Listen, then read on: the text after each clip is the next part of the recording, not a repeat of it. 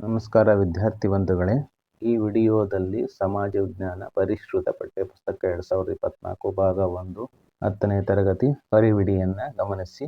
ಅಧ್ಯಾಯಗಳು: ಮೊದಲಿಗೆ ಇತಿಹಾಸ ಇದೆ, 2 ರಾಜ್ಯಶಾಸ್ತ್ರ, 3 ಸಮಾಜಶಾಸ್ತ್ರ, 4 ಭೂಗೋಳಶಾಸ್ತ್ರ, 5 ಅರ್ಥಶಾಸ್ತ್ರ, 6 ವ್ಯವಹಾರ ಅಧ್ಯಯನ.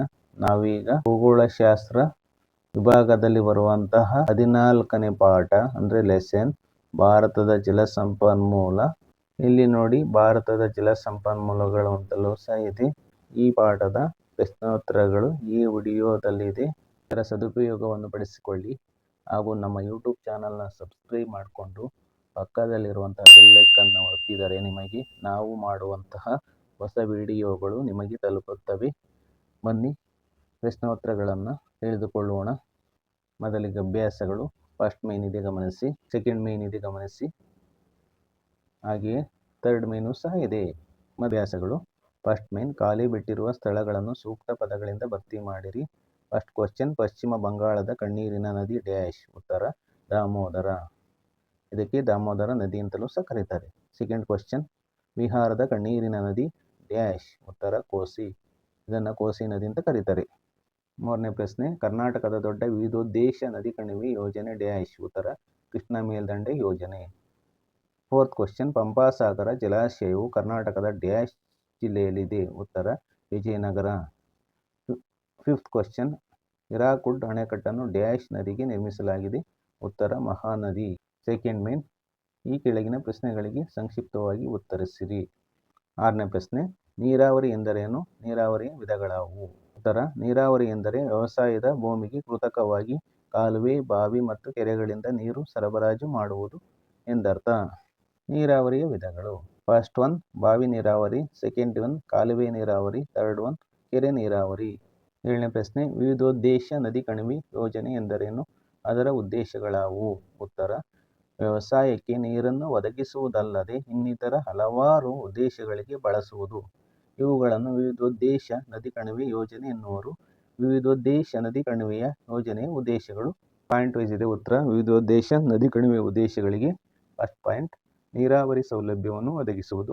ಸೆಕೆಂಡ್ ಪಾಯಿಂಟ್ ಜಲವಿದ್ಯುತ್ ಶಕ್ತಿಯನ್ನು ಉತ್ಪಾದಿಸುವುದು. ಥರ್ಡ್ ಪಾಯಿಂಟ್ ನದಿಗಳ ಪ್ರವಾಹವನ್ನು ನಿಯಂತ್ರಿಸುವುದು. ಫೋರ್ತ್ ಪಾಯಿಂಟ್ ನೌಕಾಯಾನದ ಸೌಲಭ್ಯವನ್ನು ಒದಗಿಸುವುದು.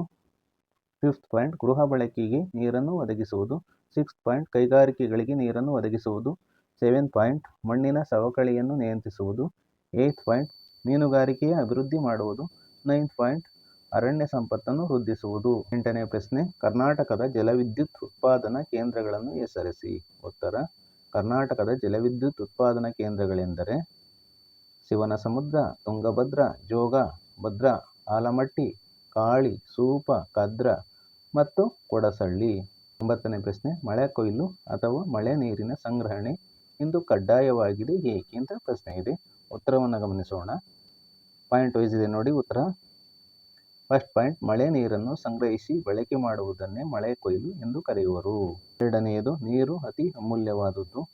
ಮೂರನೆಯದು ಭಾರತವು ಜಲಸಂಪತ್ತನ್ನು ಅಪಾರ ಪ್ರಮಾಣದಲ್ಲಿ ಒಳಗೊಂಡಿದ್ದರೂ ಅದರ ಹಂಚಿಕೆಯು ಹೆಚ್ಚು ತಾರತಮ್ಯದಿಂದ ಅಂದರೆ ಭಿನ್ನಭೇದ ಪಾರ್ಸಿಯಾಲಿಟಿಯಿಂದ ಕೂಡಿದೆ. ನಾಲ್ಕನೆಯದು ಮಳೆಗಾಲದ ಅವಧಿ ಕಡಿಮೆಯಾಗಿದೆ. ಐದನೆಯದು ಬೇಸಿಗೆಯಲ್ಲಿ ನೀರಿನ ಕೊರತೆ ಕಂಡುಬರುತ್ತದೆ.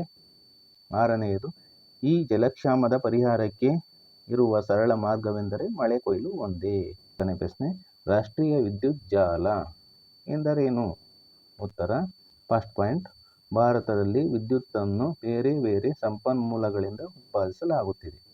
ಸೆಕೆಂಡ್ ಪಾಯಿಂಟ್ ಎಲ್ಲ ರಾಜ್ಯಗಳು ವರ್ಷದ ಎಲ್ಲ ಅವಧಿಯಲ್ಲಿಯೂ ಸಾಕಷ್ಟು ವಿದ್ಯುತ್ ಪೂರೈಕೆಯನ್ನು ಹೊಂದಿರುವುದಿಲ್ಲ. ಥರ್ಡ್ ಪಾಯಿಂಟ್ ಹೆಚ್ಚು ವಿದ್ಯುತ್ ಉತ್ಪಾದಿಸುವ ರಾಜ್ಯಗಳು ಕೊರತೆ ಇರುವ ರಾಜ್ಯಗಳಿಗೆ ವಿದ್ಯುತ್ತನ್ನು ಸರಬರಾಜು ಮಾಡಲು ರಾಷ್ಟ್ರೀಯ ವಿದ್ಯುತ್ ಜಾಲವನ್ನು ನಿರ್ಮಿಸಲಾಗಿದೆ. ಫೋರ್ತ್ ಪಾಯಿಂಟ್ ಇದರಿಂದ ಕೊರತೆ ಇರುವ ರಾಜ್ಯಗಳಿಗೆ ಅನುಕೂಲವಾಗಿದೆ. ಥರ್ಡ್ ಮೇನ್ ಹೊಂದಿಸಿ ಬರೆಯಿರಿ ಆ ಪಟ್ಟಿ. ಫಸ್ಟ್ ಒನ್ ಬಾಕ್ರಾ ಅಣೆಕಟ್ಟು, ಸೆಕೆಂಡ್ ಒನ್ ತುಂಗಭದ್ರಾ ಅಣೆಕಟ್ಟು, ಥರ್ಡ್ ಒನ್ ಆಲಮಟ್ಟಿ ಅಣೆಕಟ್ಟು, ಫೋರ್ತ್ ಒನ್ ನಾರಾಯಣಪುರ ಅಣೆಕಟ್ಟು. ಬಾ ಪಟ್ಟಿ: A Lal Bahadur Shastri Sagara, B Basavasagara, C Pampasagara, D Govinda Sagara, E Narmada Sagara. ಉತ್ತರ ಹೊಂದಿಸಿ ಬರೆದಿದೆ. ಫಸ್ಟ್ ಒನ್ ಬಾಕ್ರಾ ಅಣೆಕಟ್ಟು, D Govinda Sagara, second one Tungabhadra ಅಣೆಕಟ್ಟು, C Pampasagara, third one Almatti ಅಣೆಕಟ್ಟು, A Lal Bahadur Shastri Sagara. Fourth one Narayanapura ಅಣೆಕಟ್ಟು, ಬಿ ಬಸವಸಾಗರ. ಡಿಯರ್ ಸ್ಟೂಡೆಂಟ್ಸ್, ಇದುವರೆಗೂ ಅಧ್ಯಾಯ 14 ಭಾರತದ ಜಲಸಂಪನ್ಮೂಲಗಳು ಈ ಪಾಠದ ಪ್ರಶ್ನೋತ್ತರಗಳನ್ನು ನಾನು ನಿಮಗೆಲ್ಲರಿಗೂ ವಿವರಿಸಿದ್ದೇನೆ. ಈ ವಿಡಿಯೋವನ್ನು ನಿಮ್ಮ ಫ್ರೆಂಡ್ಸ್ಗೆ ಶೇರ್ ಮಾಡಿ ಹಾಗೂ ನಮ್ಮ ಯೂಟ್ಯೂಬ್ ಚಾನಲ್ನ ಸಬ್ಸ್ಕ್ರೈಬ್ ಮಾಡ್ಕೊಳ್ಳಿ. ಎಲ್ಲರಿಗೂ ಸಹ ಧನ್ಯವಾದಗಳು.